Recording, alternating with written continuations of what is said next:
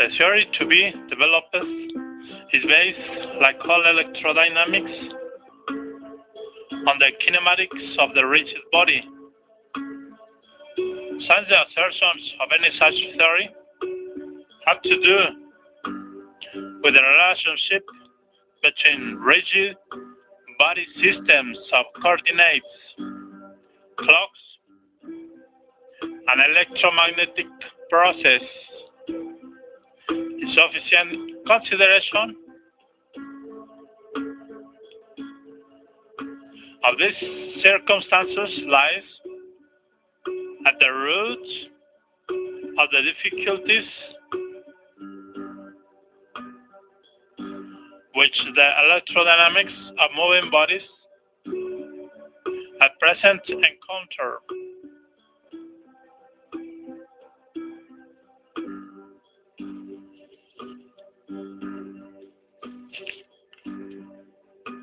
Kinematical part.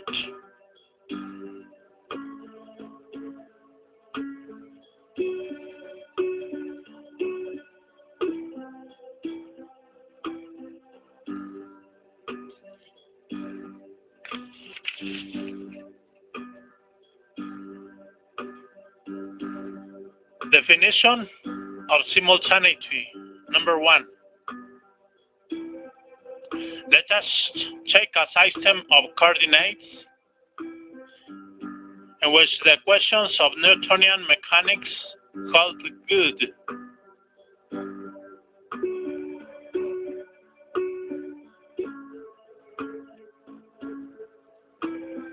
In order to render our presentation more precise, and to distinguish this system of coordinates verbally from others, which will be introduced hereafter, we call it the stationary system. If a material point is at rest relatively to the system of coordinates,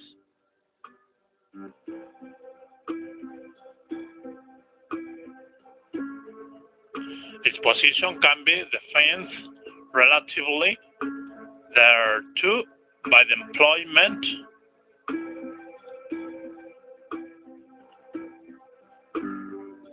of rigid standards of measurements and the methods of Euclidean geometry.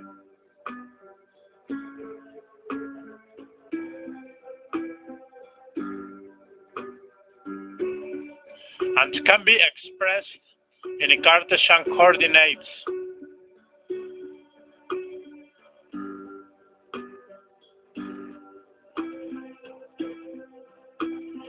If we wish to describe the motion of a material point,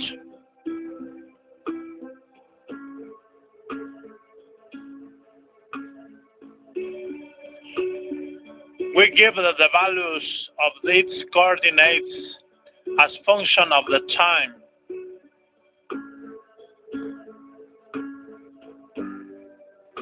Now we must bear carefully in mind that a mathematical description of this kind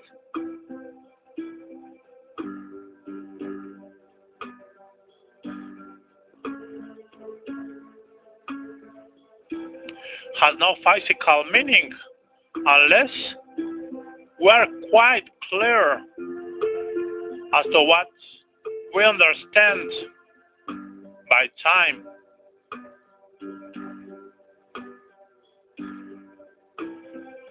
We have to take into account that all our judgments in which time plays a part are always judgments of simultaneous events.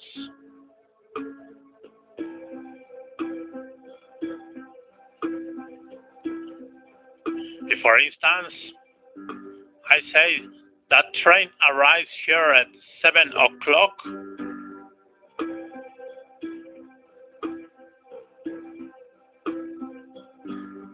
I mean something like this. The pointing of the small hand of my watch to 7,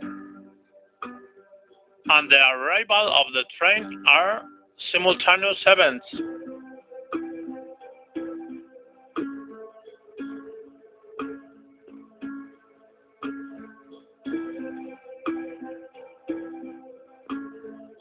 It may appear possible to overcome all the difficulties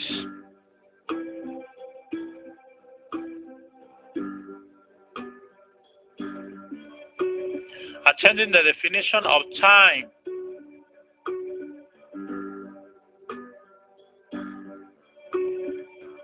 By substituting the position of the small hands of my watch for time.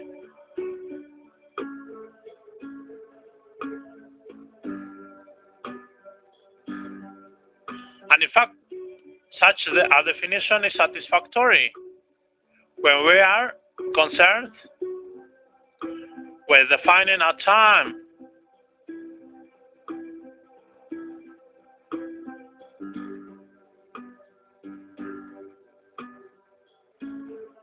Exclusively for the place where the watch is located.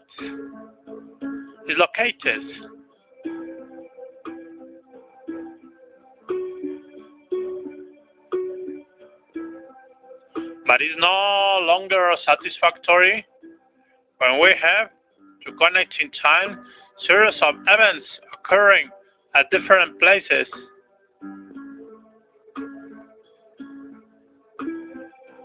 Or what comes to the same thing, to evaluate the times of events occurring at places remote from the watch.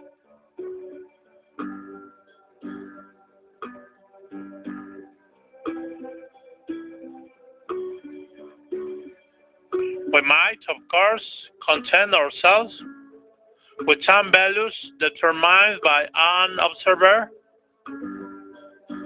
stationed together with a watch at the origin of the coordinates.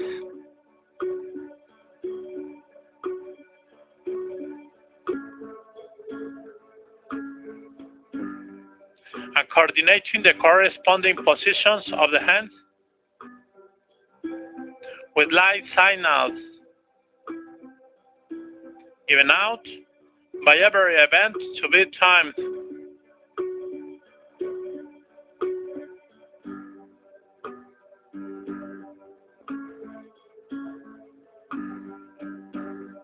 Reaching him through empty space. But this coordination has the disadvantage that is not independent of the standpoint of the observer with a watch or clock.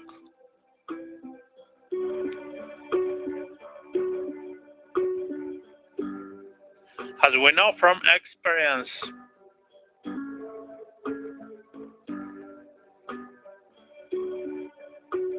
we arrive at much more practical determination along the following line of thought.